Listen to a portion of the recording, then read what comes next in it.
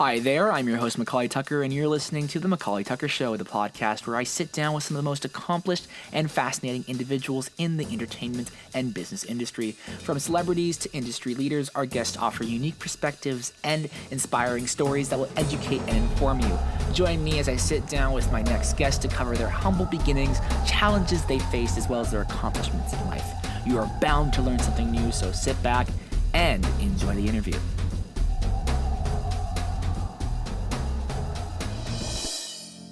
Today we had the very special opportunity to speak with Cory Edwards. Cory Edwards had the chance to create, write, and direct the very popular animated movie called Hoodwinked several years ago. Today on the show we'll be talking about his life in the industry and what it's like being a creator of films. So sit back and enjoy this interview. I know you've been around in the scene of film for quite some time. I'd love to kind of start just at the beginning.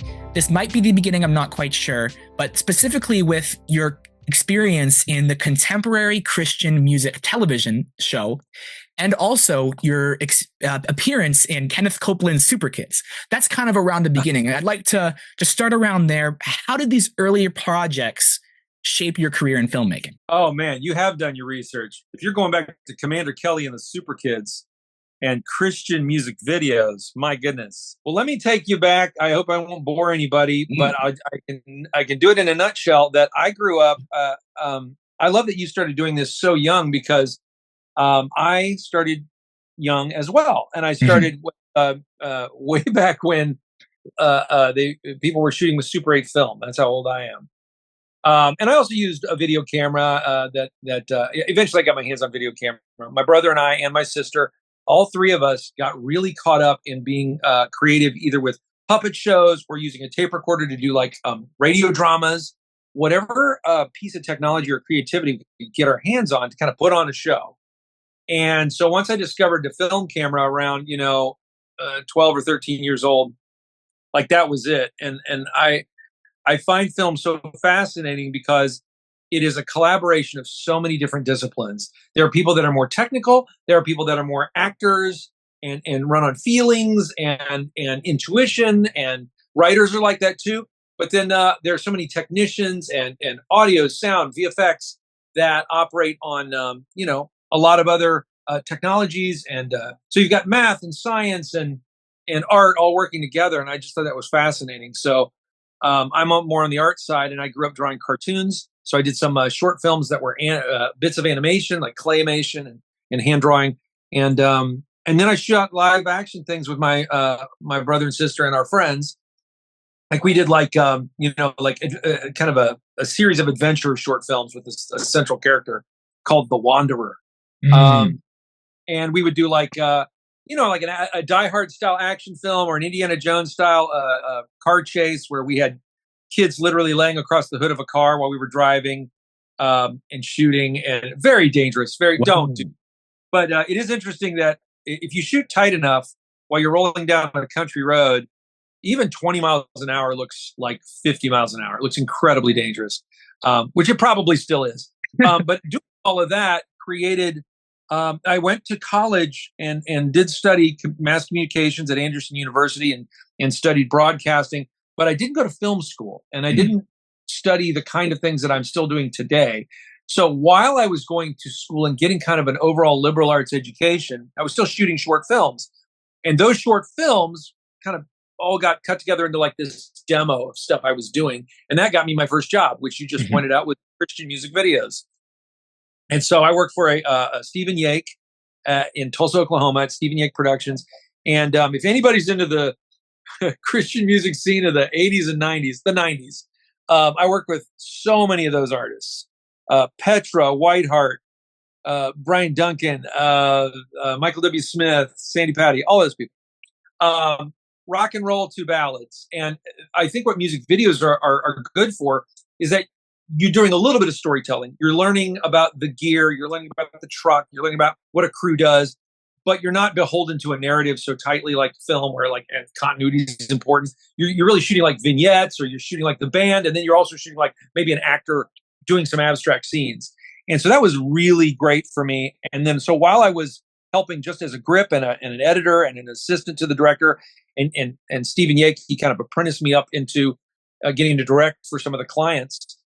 Then all of a sudden, you mentioned a music video show. Along comes this music video show that became a client of ours on the Inspirational Network. And it was like late night. It was a lot like the VJs on MTV. And Steve knew that I do stand-up comedy and that I like to be on camera. And I was already paid for it, let me be honest. And so he said, you want to be on camera too?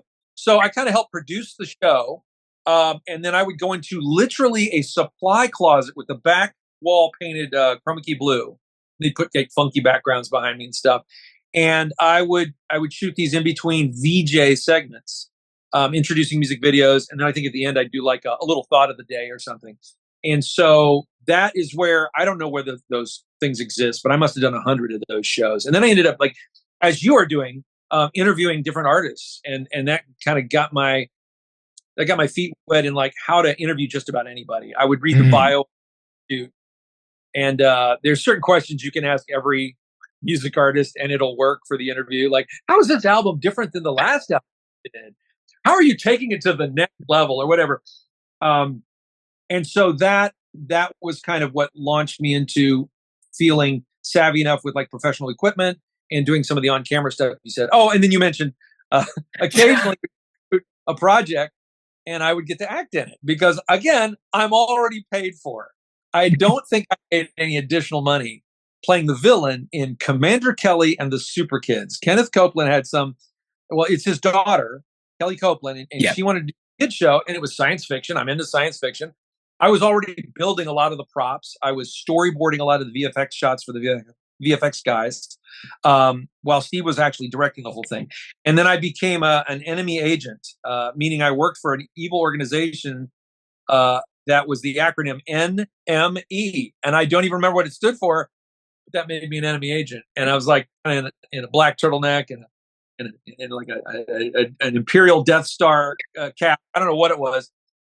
And I believe I turned good at the end. I believe I heard, so you can probably still find that on VHS. And it's literally, what was cool about it is they kind of did a poster, like an old school kind of 90s action poster with all the faces of the people, and artists did it. And like, my head is really big. You know, you put the villain looming in the background.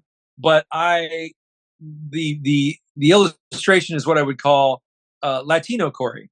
I looked a little more brown and a little more dark-eyed than usual, but I was cracking up at that. I still have that VHS tape. But right after that, I'm trying to make this short, but after about 5 years of working for Steve, my brother and I and 3 other friends, we broke away and we started our own production company called Blue Yonder Films. Yeah. And that is where we really put our necks out and risked a lot. We risked all our finances. We all went into debt. We raised money for our first film that was my brother's film he directed called Chillicothe. Yes. I apologize for that hard to spell, hard to remember name. It's called Chillicothe. I don't know if you can still get it. It was available on DVD. And it went to Sundance in 1999, and it was a big deal for us. So while Todd directed and wrote that, I was a producer on it. We all, many of us, I acted in it. My wife was acting in it. My sister, my brother, Todd was the lead character.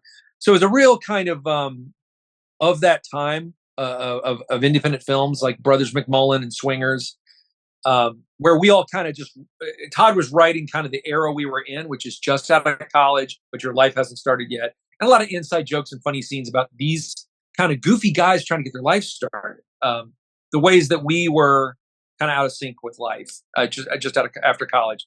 So it went to Sundance, and that was very exciting. And I know that a lot of people will ask, like, how do you get an agent?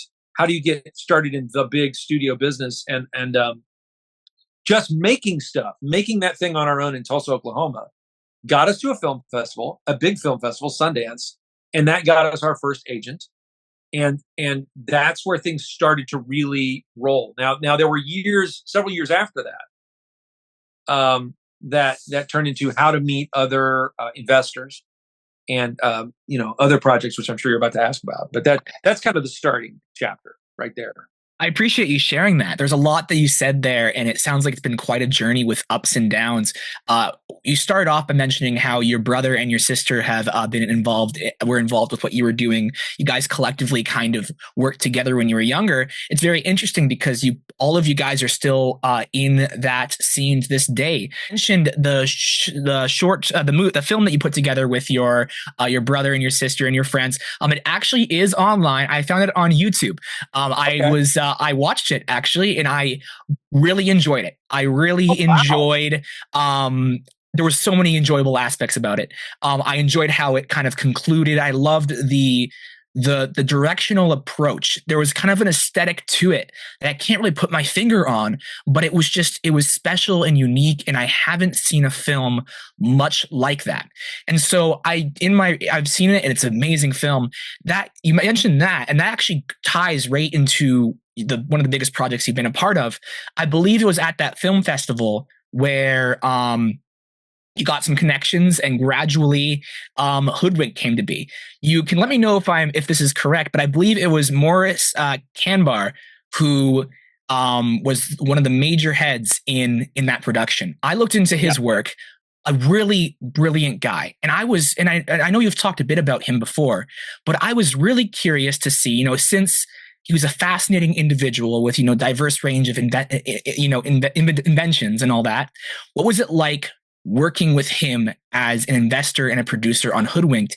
Did he offer you any memorable advice or insights during that production that to this day you keep close to your heart? Well, it's interesting. Maurice Canbar, who has since passed away in the past few years. He was a very eccentric, very curious individual, and we met him kind of in his, I think, mid to late 70s. He had done a lot, but he started out. He's just a curious guy. I think he held like 200 patents or something. He he was always inventing something.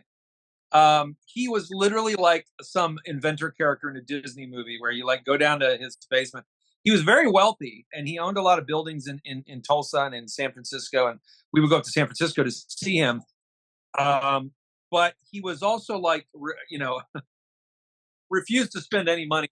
He would take the bus to go look at a jet he was thinking of buying.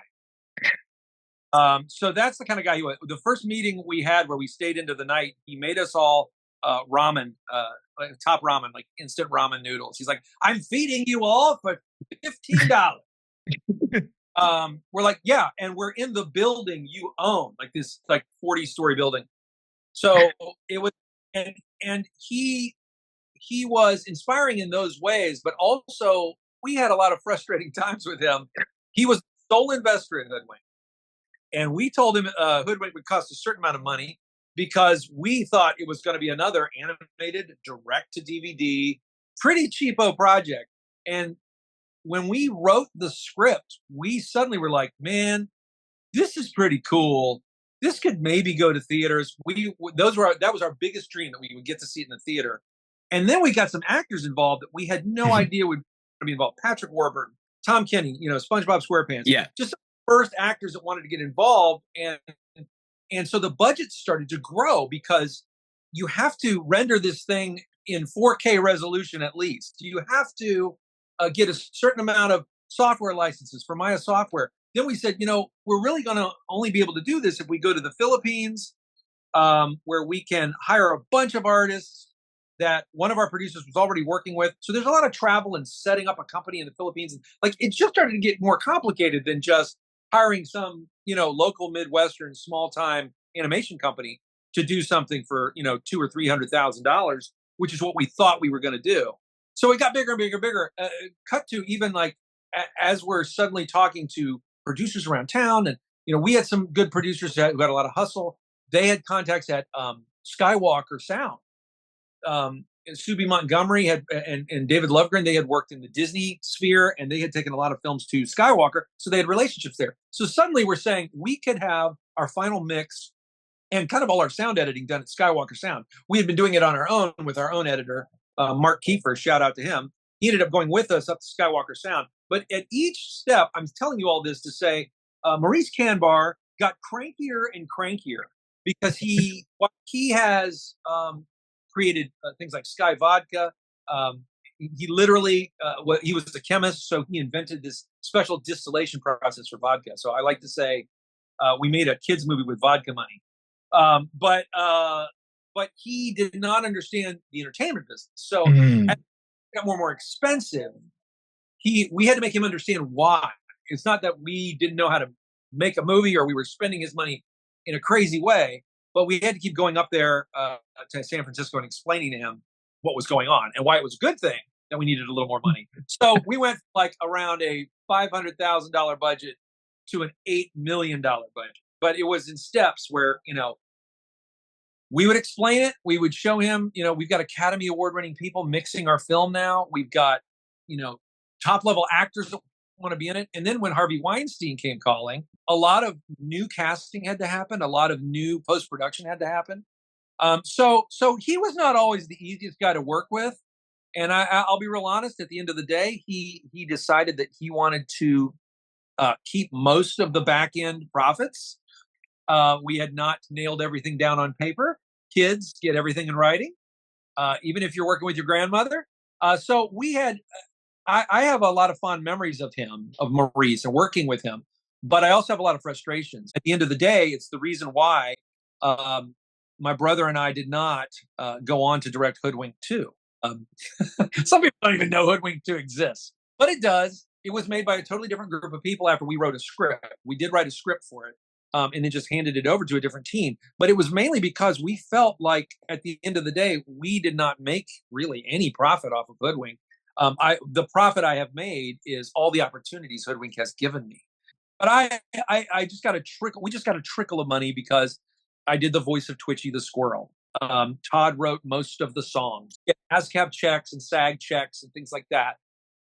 That was actually more profitable than any ownership we have in the movie that we created from scratch. Maurice made most of it and then made a deal with Harvey Weinstein to own the other parts of it. So we did own a small percentage of it, but yeah, so that's kind of where that relationship ended. But I still do have fond memories of the ways, there's a reason he made the money he did. There was a reason he was worth millions and millions, hundreds of millions of dollars, because he was always curious. He was always inventing. He never stopped working on a new idea. Always appreciate about him. So I appreciate you sharing that. Yeah, he seems, from what I was looking at, like a very intelligent mind, and he sounds like he was a very intelligent mind. And you mentioned how and emphasized that he loved exploring. Perhaps maybe in many ways that has inspired you or helped leverage your desire to explore as much as he did. He saw your project, he saw the opportunity, and look where it is now. You mentioned the process of making the film, and it sounds very rigorous. You mentioned the Philippines, and it's very interesting involving the Philippines. My aunt actually is Filipino, and it's really interesting involving the Philippines, because I believe one of the songs even in the film is done by a Filipino artist. There's a lot of the ties within that film. Overall, this project has gone up and down, as you highlighted, and there's a lot that can be talked about. There was a couple of questions I had involving it. Specifically, I would love to hear about the humor and the jokes.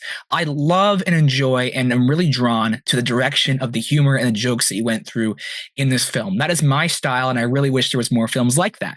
You've mentioned before that a lot of the jokes were improvised, and actually many jokes couldn't make it work, actually cut. And so I don't know if there was any jokes or any bits or anything in general that you still think about today that you're like, that was hilarious, that was so funny, but we couldn't put it in the film. Oh, that's an interesting question. Now I'm going to be going back about 18 years. But I think that for the most part, because we made this film independently with independent money, there was very little oversight on us. There are very few notes. And I think it's the bane of every filmmaker's existence to deal with notes. We did get some notes from our producers, and we would get together a small group of kids and parents to watch the film. So it wasn't like we were not getting feedback. But for the most part, any weird joke we wanted to put in, we put in. I mean, the reference I always make is we have a joke. We have like a Ken Burns documentary joke in this film. Yes. Like where the wolf says, I was raised by wolves. And then we go to this sad black and white picture of him and his family from like the 80s, sad piano music. And that made us laugh so hard. And I don't know that would make it into a DreamWorks movie. Maybe it would. I think that the more successful films that you're seeing even now are the ones that are allowed to get a little weird. I think there's some, and even Into the Spider-Verse, where the weirdest little side jokes are, I think, sometimes they get the biggest response. So I just think that filmmakers need to be able to follow kind of their weird little things, their weird little thoughts. Where I've gotten notes from some producers on other projects where they're like, "Well, not everybody will get this joke," and I think those are special jokes. So we wrote the film for us. We wrote the film. We're 30-something guys making each other laugh. We were never saying, "Will a 12-year-old laugh at this?" We maybe are kind of 12-year-olds at heart, but we were writing it to make ourselves laugh. But there are universal jokes that work on everybody. Like when there's a little turtle that is alarmed in the movie and he says, "Run!" and then he runs super slow. That was me, by the way. That's a joke that an 80-year-old or an 8-year-old will get. And so we tried to find those. And it's a hard line to ride. Jokes that leave kids in the dust, and they'll have to grow up. And I know that people, probably like yourself, they grew up with this film and they can enjoy it at different levels. And that's how I enjoyed Bugs Bunny cartoons. At 5, I didn't know half the jokes that Bugs and Daffy were making. And then I hit like 15 and I'm like, I got you. And then even as an adult, there's just levels of sarcasm in Bugs Bunny cartoons, or Humphrey Bogart is a guest star in a cartoon. And I just get them on another level. So that's where we were as far as our joke telling. I'm trying to think of one that didn't make it in. I mean, dozens of jokes don't make it in. You're constantly, constantly, all the way up to the final mix, we're adding jokes in. I'm sure there's some really dark jokes that didn't make it in. We did have, what did we have? You know what? I've got, there was because we wrote Hoodwinked 2 and then we didn't direct it, a lot of that stuff got cut. And so I'll tell you, there was something in Hoodwinked 2. And we just started to play off the fact that the wolf loves to go undercover. He loves disguises. He loves wigs and mustaches. He's always got a suitcase full of disguises. So we played that up a lot more in Hoodwinked 2. And at one point, Red and the wolf have to go on a mission or something, some dire situation. And the wolf says, "Well, I think you know what I'm thinking." And he's like, "We got to go wig shopping." And it was like this montage that we thought would go to like Katrina and the Waves walking on sunshine. Like in every one of those rom-coms where like all the gals go shopping and there's like shopping bags and three-way mirrors. And it's like, or maybe it's Billy Joel's Tell Her About It. Just some real happy song. And it's like this, it's jumping through like people trying on different wigs and different outfits and walking out of the dressing room going, "Ah," and the other person going, "No." Like we just kept doing one-upping each other about what was, and we were playing music while we were doing it. And we were doubled over laughing with like tears running down our eyes, out of our eyes. And then it just got cut because it's an expensive, it's like 20 scenes. It's like chop, chop, chop, chop, chop. So when we handed that over to the director and eventually saw that many of those kinds of ideas get cut, because when you are watching The Family Guy and Peter Griffin says, "Oh, remember that time," and then they cut to it. Yeah, a lot easier to do in hand-drawn animation. But when you're in 3D animation and you say, "Remember that time we hiked up a volcano," you just can't do all those jokes because in 3D, it's a lot like live action film. You have to build the volcano. You have to do the lava VFX. You have to re-rig the character to climb the volcano. So it's like, a lot of cutaway jokes that we had in Hoodwinked. We would lift off of the narrative. The continuity would stop and we would jump to somebody else. We had many more of those kinds of ideas that just because of budget. So like there are many scenes, we started to chart the whole day of Hoodwinked. If Granny is skiing on this part of the mountain, we had a whole map. Then she can't pop up over here during the woodsman's scene. But who could show up during the woodsman's telling of the story is Red Riding Hood on her bike. That would be about 8:00 in the morning. She was here. So we had to work all that stuff out. But we had many, many more of those that it got so complicated that we're like, well, if we have the wolf run by in the background of this scene with Granny, it's just going to confuse people. It's going to distract people. So, and it'll be more expensive to have, other things happening. So we probably had a dozen ideas like that we cut where the timelines were intersecting. But I was excited about the movie. I will say this to people. If you got to spend 3 years on a movie, and that's how long it took, You got to love that movie, and it's got to be an idea that you're thinking, I can't wait to see this movie. I want to see this movie. So I think Todd was the one who called me up one day. We were going through all these different fairy tales we could tell for the opportunity that Maurice had given us. He was ready to invest in an animated movie. And Todd was like, Pulp Fiction had just come out, Run Lola Run. We became more aware of Rashomon as we made the movie, but these multi-linear, non-linear storytelling style where you're jumping through the narrative, you're jumping all out of order. I'd never seen a kid's film like that. And when Todd described to me, let's take a very simple story like Red Riding Hood, but let's mess with the timeline and let's jump around and retell events. That became so exciting that I was like, I want to see this movie. And it was an instant, like, that's what we're doing. Mm-hmm. And I don't know that Maurice Kanbar fully understood when we pitched it, but it was the fuel that even when you're a year and a half into something and you get tired and you don't know if the jokes are working, it's still a good enough idea that you're like, man, I can't wait to see this movie. So that kept us going. Absolutely. It's fair with the whole budget cuts and, money. It oftentimes things have to go, but there was many things that were produced because of Hoodwinked. I mean, you've got the soundtrack that released, though you can only get it on iTunes right now. I actually bought it several days ago because I was like, I got to listen to it. I've been listening to it like almost every week now. I didn't know it was still available. Awesome. Yeah, it was really weird. It was really weird process to buy it. Like I bought it off iTunes and I have it on my phone, and it's one of my favorite movie soundtracks as of right now. There's a lot of history with those songs, I know. Besides, when it came to jokes being cut, I know there was some hesitation with merchandise. And I'd love to hear a bit about that. I know Burger King released toys for Hoodwinked 2, and I do believe there was a Hoodwinked hat and a Hoodwinked book that was released. I don't know if you were if there was any specific merchandise ideas that you were perhaps excited about that ultimately didn't materialize. Listen, if for people on the video podcast, I don't know if you can see what's behind me, but I love merchandise. This is probably a third of what I used to have on my shelves. I love, like, there are some filmmakers that are like auteurs, or they're like, oh, I won't sully my hands. I want to make films that have Burger King cups. I want to have films that have plushies. I love action figures. I love that stuff. Sadly, on Hoodwinked, because of the way it was made, everything was privately funded. We never had the help of a studio. We never had the help of a major marketing company until the Weinstein Company got involved at the very, very end. And that was mostly posters and commercials.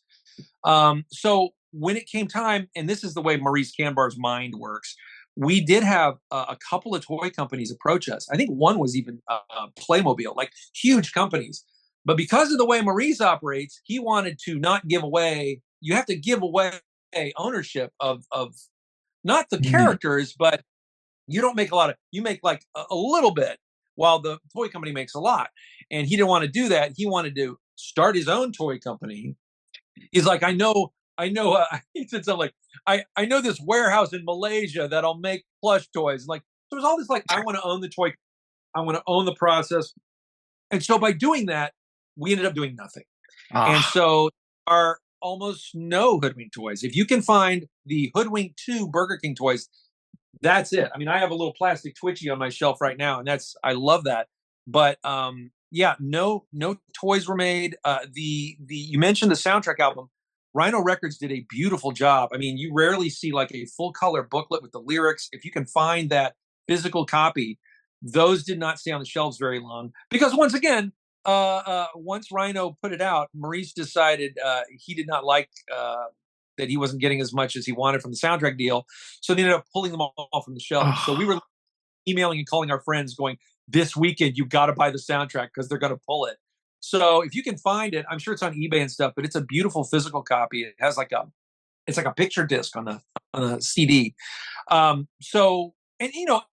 then they did do a Blu-ray release also, as well as the DVD release of the film. And if you can find the Blu-ray or the DVD, I think it has a lot of special features on it. The double disc has a documentary. It has a lot of it has a commentary with my other co-director, Tony Leach, and Todd Edwards and myself. But that stuff is hard to find now. I think that's the biggest piece of merchandise is the soundtrack. And I would say about the soundtrack, if you have any creators out there who are just self-funding and they feel like they're small time, there's sometimes something that happens when you are stuck in a corner and you don't have all the money in the world. We literally just couldn't license any songs. we did not have the budget. There was a Foo Fighters song that we almost for the big ski scene. We had a temporary cut of the film with a Foo Fighters song in it, and then we ended up contacting the Foo Fighters through their manager, and they were like, that song has been used over and over again. I think it was "All My Life I've Been Searching for Something." That song really fit Chase. And they said that has been used like 20 times for other things. We have a new album coming out. Listen to our new double album. You can pick a song off of that, which we couldn't find any song that fit. It never quite worked the same way again. So we couldn't believe it, but we literally turned down the Foo Fighters. I think it would have like also created a bigger budget that we couldn't pay for. But I say all that to say, because we couldn't afford, and I think there's a great visceral reaction you have when you're watching like Trolls or Shrek or any big. What's the last big animated film I watched? But when a pop song comes on that you recognize, it is a great moment. But we couldn't do that. So Todd was like just writing the song. He's a songwriter, and he's just over in the kitchen with his guitar. Like, okay, this one's going to sound like the Beatles. Okay, this one's going to sound more like a pop song on the radio right now. Okay, this one's going to sound like the Black Keys or like White Stripes, the Critters Have Feelings or, whatever he was coming up with. And also friends of ours who are indie artists, we just were like, hey, do a song that sounds like this. So, but by doing that, now we have an original soundtrack. And that has been, the soundtrack has been almost as popular as the film itself. So thank you for saying that. But that's my big merchandise response. If it were up to me, we'd have a talking Twitchy that you pull the string and all that stuff, but we don't.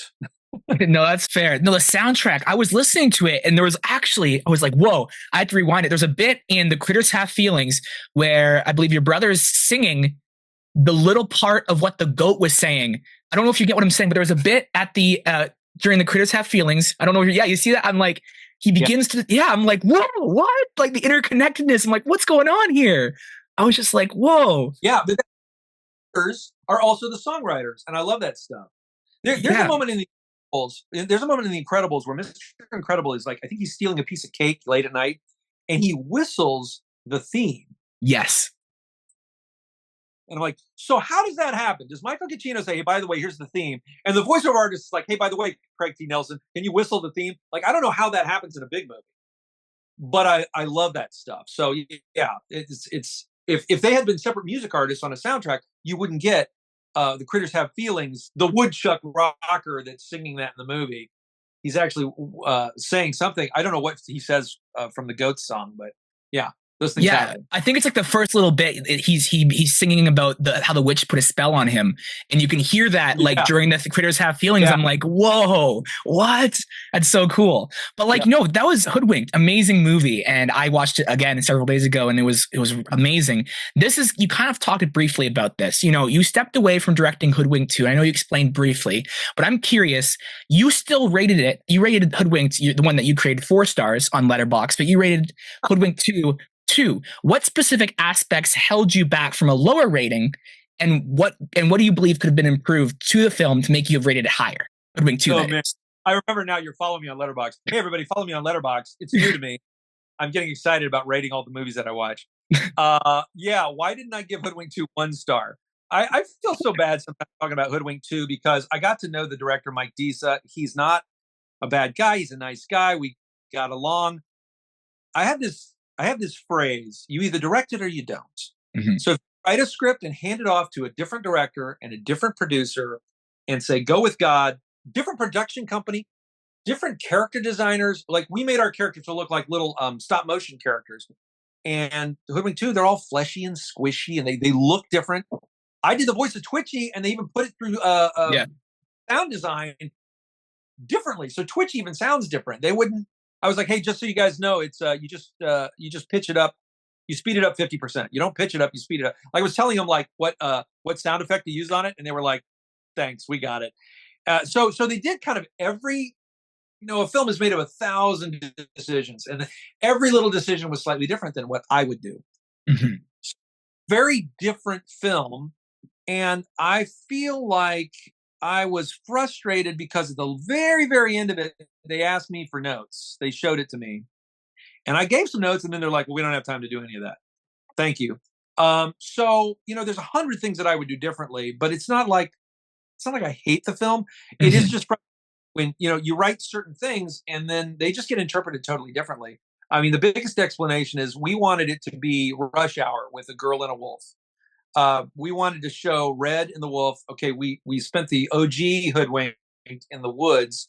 Let's make this sequel like they go to the big city, and I Mhm. mean, we like something Ridley Scott would shoot, like film noir, dark streets. I mean, literally, the screenplay says, steam coming out of the pipes and the manhole covers, and it's night, and there's neon reflected in the rainy streets. And if you've seen the film, it's the middle of the day. All the all the buildings are pastel colored Easter egg colors. It's just a different vibe, and the jokes don't quite land the way we wrote them. So it's just like, Mhm. so all those missed opportunities are frustrating for me to watch. Yeah. And I can't deny that it was one of while Hoodwinked is one of the it may be the most profitable animated movie of all time, is what I've been told, because of how much it costs to make it versus how much it made. Hoodwinked 2 was, I think, one of the biggest bombs of its year. It made Mhm. three. So, I am unsatisfied with how it turned out. I had a bad experience, kind of being shoved out of the Hoodwink world. Mhm. So it's not a good memory for me. And but I didn't rate it 1 because I'm like, you know what? Mike Disa and all those guys, they tried real hard. It's hard to make a movie. It's a 2.5 star for me right now. Yeah, yeah. And again, I'll say, as you asked me, all these jokes, all these cutaways, I think there are things that if we had made Hoodwink 2, we would have fought for, and we would have dug our heels in. And I don't think Mike Disa, the director, was as connected to the material. It was more like it's a job he had been given. And so he did it, and he kept saying, "I'm just going to follow your script." But if you're just following the script and you don't have like a vision and like I have to make this scene look like this, and it's not like your baby. If you don't make it your baby, I think you just missed something. So I think that's what happened there, and that's as diplomatic as I can be about Hoodwink 2. No, that's And understandable. to this day, people will go, "Hey, you should make a sequel to Hoodwink," and I'll be like, "I got news for you. There is one," and they're like, "What?" So like a lot of people don't know that, and someday it'd be nice to make another one. It really would, because of Yeah. everything we learned. And I was thinking about that. There's so many directions you can go with another Hoodwinked, and I was just thinking like mockumentary style. Like you could do like a whole on. You've got this agency here. I'm actually working. I made a cartoon comedy. I'll tell you that after the show. I was a mockumentary as a short. This is an interesting question. Kind of last question involving Hoodwinked specifically. There is an essay. I believe you know the essay I'm talking about. That one guy wrote that interpreted Hoodwinked as a critique of capitalism, and you said no, that was not what we were trying to do, but here's the question I want to ask. If you were to make Hoodwinked in such a way where it was critiquing capitalism while also keeping its charm, how would you do such? How would I do such? It's interesting because I think that almost any villain in one of these broad kind of films, whether it's a James Bond film or Indiana Jones or a Marvel film, a lot of the plot is driven by what the villain wants. A lot of times it comes down, the villain grew up feeling unloved or not powerful enough, and then that kind of segues you into like making money and dominating yourself over other people. And so the villain of Hoodwink wanted power. He wanted to dominate the currency of that world, which was goodies, and Granny's goodies were the best, and he was jealous. I'm trying not to spoil it if there's one person out there who doesn't want to know who the villain is, but I think in a lot of these films you inevitably go to somebody who is all for profit, at all costs, to everyone's well-being and safety. So I like making money. I like living in a capitalist country. I know. So yes, capitalism, when it is the sole reason that a person, an immoral person, is driven. Yeah. So I don't know. I don't know. We had no political agenda whatsoever. We're making a funny cartoon movie. I don't know what I would change other than Like if you were to make maybe. it, like if you were to make Hoodwinked an actual legitimately critique of capitalism, how would it look different? Yeah, I don't know. Maybe Red and Granny are they're what would they be? They would be like a nonprofit trying to like help the destitute animals of the forest. and maybe Boingo, the bunny, he's got like a boardroom with a bunch of he's trying to answer to the board, they're profits that he's sweating, and he's driven by profit. Yeah, I don't know. Yeah, That's not fair. too far. Not too far. You'd have to go. You know what? Boingo would probably be merchandising in the movie. No, that's a good idea. Yeah, like in Jurassic Park, where suddenly they show merchandise from Jurassic Park in the movie Jurassic Park. That's a real meta moment. No, that's fair. No, that's understandable. I was just curious your thoughts on that. I actually read a little bit of the essay. I'm like, this is crazy. This guy's really like, I mean, he's got some good points, but he's like really, looking into this too deep. You mentioned quite a bit ago in the interview that Hoodwinked actually opened doors for you to be involved in several other projects. And I was able to come across several. And I know, unfortunately, fortunately, some of them weren't able to happen. I know in the entertainment world, there's limitations on what people can or cannot say involving them, but there was two projects that came to mind. You were set to actually write and direct Fraggle Rock movie, and there was I looked into that, but there was also, which I thought was really cool, one resort that said you were attached to direct Andrew Henry's Meadow. And this was actually going to be your first ever live action debut. And I know you've always wanted to make a live action film. How did you feel about stepping away from these projects, particularly Meadow, actually with Zach Braff's involvement? He was, I believe, co-writing it. Yeah, well, actually, Zach was an executive producer. He and his brother were producers, and Zach's brother, Adam Braff, was the screenwriter, very closely with both of them, Zach Braff and his brother, and big producer John Davis. It was going to be a big movie, and it was very exciting. And we worked on it for maybe a couple of years, getting it ready. We had production, artwork, beautiful pieces of concept art. It was going to be like the Goonies meets Terry Gilliam's Brazil. There were massive set pieces. There was a point where, I mean, if anybody goes and finds the children's book, a lot like something like Shrek, you read like the simple children's book, and then, once you see a movie, well, that it gets blown up much bigger. And we had a very big Marvel-sized climax at the end, where literally a building becomes a mechanized, 200-foot robot, 200-story robot. Wow. So yeah, and that was very much. It did have little political undertones and social undertones of like a child's imagination versus the hard truths of adulthood, and people driven by money, people driven by other things other than their heart. So it was very much a fable, and it was it's funny, you see the Lorax, the animated film, the Lorax, and it is about in that movie there's this wall around the city, and nobody knows what's outside the wall. That was part of our concept. Andrew Henry's Meadow was this like 200-foot wall that the kids finally find out. They've been in this bubble their whole life. And they venture outside the wall. So it's very much like, a lot of other YA novels too, they're kind of heightened, they're kind of metaphors for our society. And then Fraggle Rock also, that was, you take a very simple show where most of the time those puppets, those characters are living down in the caves, and they're in their own world. And the movie, this was all my pitch and my story, was that the Fraggles finally go out into the real world. And so it's a real, kind of a Dr. Seuss book kind of look at our society, like Fraggles reacting to us like children. Like, why do you do what you do? Why are those things important to you? And a lot of it revolved around our phones. And this was right as smartphones were coming out. Mm-hmm. And Fraggles saw these as our little companions that tell us what to do. So it's that kind of a puppets, much like in the original Muppet movie, all the Muppet movies, where you get to see puppets in the real world. I found that very exciting. So we had like a go-kart chase through busy traffic. We had the Fraggles climbing up the side of a building on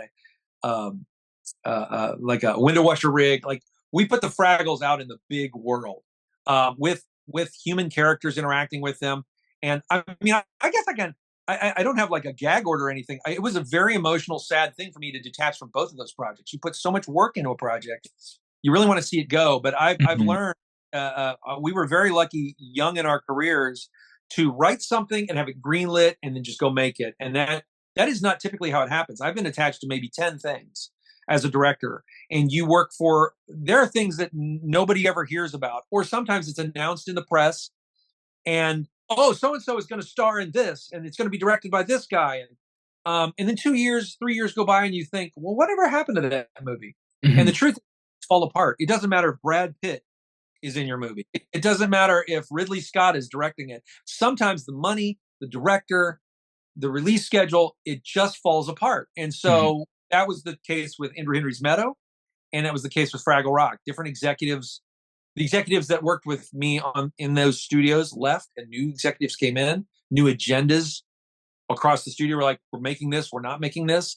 One of the saddest stories I've heard recently is the Mouse Guard movie that never went forward. They spent tens of millions of dollars developing that movie, ready to go, 2 weeks before shooting. And then this merger between Disney and Fox happens, and that movie doesn't move forward for whatever reason. So it's a very wasteful business. And I can tell you, I did maybe 7 drafts of the Fraggle Rock script. I storyboarded entire action sequences. I met with Justin Long as our lead human that meets the Fraggles. He was so excited to do it. He's a big fan. We even had, much like the Muppet movies, we were going to have a lot of celebrity cameos. I had written in just like one scene cameos for people. So the executives over at the Weinstein Company were shepherding the project at the time, and they were telling me, like, Amy Poehler just called and said she wants to be in the Fraggle Rock movie. Queen Latifah called. I just had lunch with, this person or that person. They want to be in the Fraggle movie. So I would like write these little, like, who's the balloon salesman in this scene? Who's the person selling, frozen ice cream cones over here? And you do a scene with that. And so it was going to be very exciting. And I'll even say this, Rivers Cuomo of Weezer was going to produce the whole soundtrack. I had a meeting with them. It was going to be a musical. So I found a way for the Fraggles to be in our real world, but somehow there's always a musician at the mall or something that plays with it. Like, so people would break into song. And so it was a very ambitious project. Both of the things you mentioned, Andrew Henry's Meadow, a lot of miniature work, a lot of VFX work, Fraggle Rock, obviously all the Muppet work that was going to have to happen. But I will tell you that even when you depart a project and you say goodbye to it, and both of those projects I don't own the IP, I have no control over them. So when somebody decides they're not going to do them, there's nothing I can do. And even if you hear about a new Fraggle Rock movie, they have to start over because they don't want to pay. They'd have to pay for my script, which was already, they paid me several times over to rewrite the script. So now that was owned by another studio.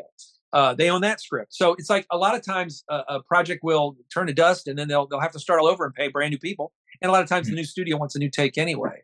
So I was very sad to see both of those go.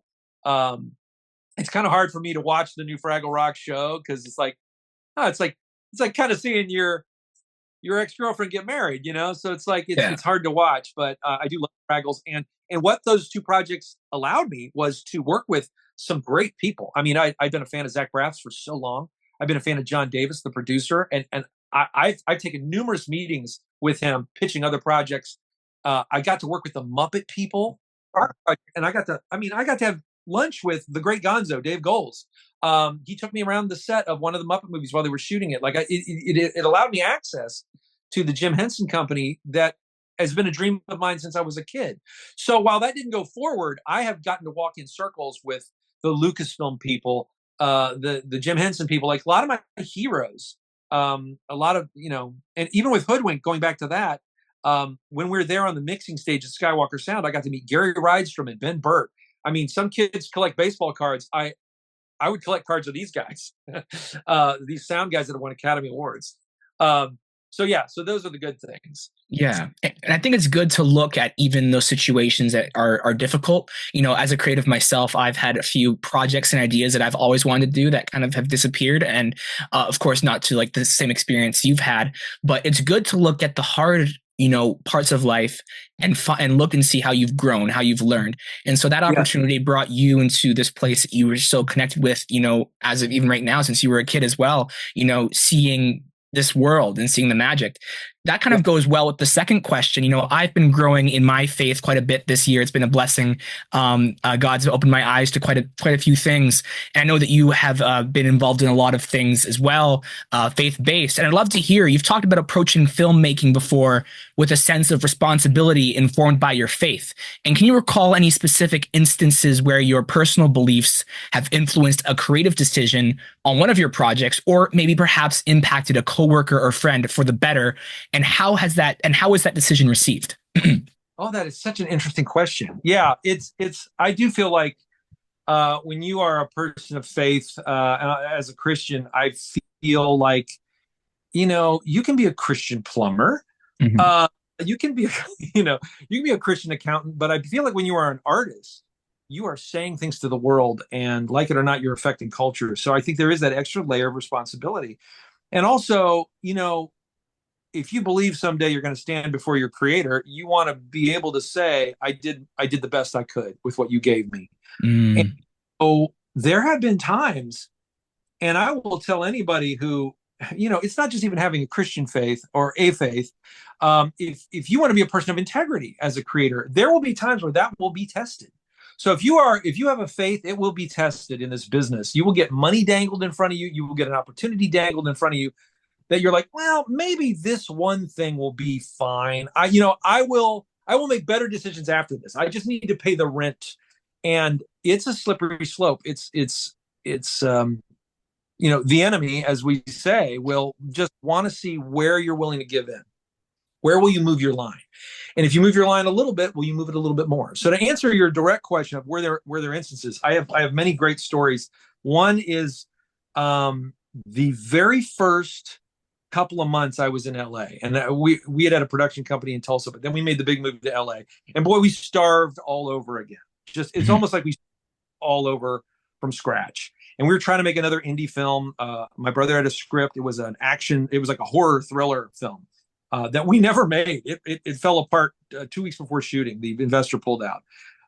So things like that were happening in LA, where we were just trying to jumpstart everything again. And you know, almost nothing in my refrigerator. Staying in a house owned by relatives that were in Downey, California. And then the call comes. I'm not even sure through what context, but somebody said, we're looking for a writer for a TV show. And it was like this life raft was being thrown. Like, oh my gosh, what is the gig? They're like, well, it's at the Playboy Mansion and it's for the Playboy channel. And we're going to have like these playmates in a hot tub, like introducing different Mm. segments. And we need a writer on hand to like write funny stuff for them. And the first thing I thought of is, what will my grandma say when I tell her I finally got work? What will my wife say? What will God say? I just, it all starts playing back at you. You're like, and then I had this conversation with God where I'm like, really, God? Really? This is the first job? You just want to see what's going on with me? And I had to say no. And I just said I was unavailable. You don't always have to like give a sermon to the person on the other end of the phone. You know what you can and cannot do. You know what you will never be able to look yourself in the mirror, let alone your creator. And then another many years later, after Hoodwinked, we were looking at what will be the next big opportunity. And I will tell you the second story. My manager at the time, he calls me and he goes, check this out. Sam Raimi producing $200 million animated movie at Sony. You directing. What do you think of that? And I was like, oh my gosh, how did you get that done? He said, they want to meet you. You're on a list of like 2 directors. And I said, what is the film? And they said, well, it's called The Familiars. And if you don't know what familiars are, they are the little animal companions of witches and warlocks. And it was Mm. a Harry Potter thing. It was based on a book that was currently being written. And it was going to be about a cat and a bat and a mouse that were all trying to help their kids that they were companions of to get to and I was like, well, maybe this is just like Mary Poppins magic. But I'm reading the book. The galleys had come in, and it was like, we have to get to the conjuring ceremony and what spells are gonna like. It was just full of witchcraft references that I feel strongly I cannot promote to children. No way. And so I really wrestled with this. I need a big movie. I need a big job. I need to pay the rent, but I can't do this. And I knew right away I couldn't do it. And I will tell anybody that's struggling with this that the word no is an incredibly powerful word in Hollywood. And again, I didn't preach a big sermon. I kind of told my manager what it was all about, and he's not a believer, but he was like, I get it. I'll just tell him it's not for you. And the fact that I turned down Sony and I turned down that opportunity, like he called me back and said, boy, they're really confused by you. They kind of want to. They started chasing me. They were like, well, what else? Well, what does Cory want to do? Saying no to a big opportunity means, well, you must have a lot more going on than just you're desperate for money. So the fact that I said no to them got me several other meetings with them where they were like, well, what else would Cory like to do? It just makes me look like I'm above the choice. I'm not beholden to the choice. And I got to tell you, I really could have used that job. And then the end of that story is that 6 or 8 months later, that movie fell apart. So if I'd have been hired for it, I still would have been dumped out of it anyway. And so, those are tests that every creative that has faith is going to face. You're going to face them, and you are going to have things taken away from you. You mentioned failure. I just listened to a podcast where somebody was asking some writer, director, like, it's hard to take risks because what if you fail? And I was like shouting at my podcast, oh, you will fail. I would like to tell anybody who's afraid to take a risk because they might fail, let me just relieve you by saying you will fail. You will have things taken away from you. You will fall down. This industry is not a one-time shot. Eminem says you got one shot. I don't believe that. I believe you got 50 shots. It's just how long are you willing to get up and go take another shot at it? So you will fail. You will fall down. You will have things presented to you that you have to say no to, and it's okay. Something else will happen. And I believe sometimes things happen because you said no or because you failed. So take heart. That's my long answer to that question. No, I appreciate that. And you mentioned a lot, there will be failings in our life, not just even in the Hollywood world, but, you will face, temptations and, things that will come your way. And that's very valuable the way you said that there, because, every day there's going to be that. And some days you might not see it. Some days you will. And you mentioned, there'll be a shot. And even then those other shots are a blessing as well. Being able to have a second chance at something, being able to do those things, even looking at those second opportunities you have is a gift in and of itself. And it's very important. I'm very happy that you said that. I didn't have a job for a couple, how many days? Like 200 days, because I was focusing on some studying and it was hard getting work. And, having something taken away from you is very hard to go through, but you got to be patient and persevere and, pray. And, a door did open up for me. And so this kind of goes into the second last question. You said that you'd hope to be seen as a brand name director, somebody whose name is synonymous with equality. With all your diverse experiences in the film industry, what do you think makes a Cory Edwards film unique? Wow. What is it? Well, I'll tell you, I'm always within 3 feet of a ray gun. So those of you watching the video, you'll see I'm picking up a genuine Weta created ray gun I got from Comic-Con. I would say, I'm working at a lot of different things, a lot of different genres, but I'd say the core of a Cory Edwards film is something that has a little bit of wonder and whimsy to it. I am 56, but I'm still a gee whiz kid. I own 10 different Star Wars shirts and 2 Rocketeer t-shirts that I wear on a regular basis. I have a shelf full of toys behind me because that inspires me. Like when I was in Montreal making one of my last films, I kept a little Millennium Falcon parked right on my desk, a little die-cast metal Millennium Falcon. I have to have things in front of me that tell me, get on a rocket and ride to the moon. And that is what I think. That's why I go to the movies and let the lights go down and let myself be rekindled by just sitting in a movie theater with popcorn. But that's what I want to give to the world too. I want to put a sense of wonder into the world. And I think also comedy. I think if you handed me a scary movie or a political thriller, I would still put jokes in it. That's why nobody does hand me those. But even dramatic films, I think, have to have the pressure release valve of humor. And so wherever I go, I'm putting humor into stuff. Mm-hmm. So I think childlike wonder and humor.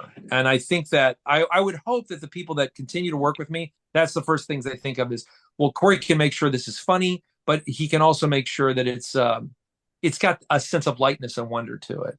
Absolutely. I really hope that you're on the topic of films, what projects do you think we can expect to see from you that you can talk about, that you'd like to share? Well, right now I am into pre-production for a Christmas film. I'm very excited because it is a live action film. Oh, yes. We're going to be shooting it in the spring. So hopefully our hope is that Christmas of next year, you'll be hearing about it. or even in the fall, you'll be hearing about it. So it's a live action Christmas movie. It's not written by me. It was actually written by a woman in Nebraska who is writing about her own experiences, and then it was rewritten by my wife. She did a rewrite on it, so she's also a writer as well. And so it's a really kind of a cool. It's again back to a small indie kind of budget. That's where it came from. And I know how to pull all the tricks, but it's also with actors and cameras, so I'm very excited about that. I am in development on at least 3 other animated films right now. I am hopeful that someday certain powers that be that I am not in control of will bring me back into the Hoodwinked universe. I have no news about that, but I'm always hopeful because the people that control Hoodwinked, those hands are changing right now. And then I have a couple of, like I say, a couple of big comedy, animated comedies that the script is done. Artwork has been made, posters have been made, and we're just waiting for the right investors and partners to come together. So that seems real obscure. Oh, I can say that I'm still. It's been a couple years, but I have a stand-up comedy special on Dry Bar Comedy. And if you ever go to Dry Bar Comedy, they have a lot of great comedians. Everything's clean. Your family can watch it. But I honestly, really funny comedians. And so look up Cory Edwards on Dry Bar Comedy. And those are the big highlights for me right now. That's awesome. Well, I'm really happy to see you working. I'm really happy to see you happy, and I'm very excited to see what wonderful projects will be produced with you involved. And I'm very thankful that you came on the show and the advice that you gave. Typically, I ask the last question what advice they'd give to the listener, but you gave some wonderful advice previous questions ago. But thank you so much again for coming on to the show.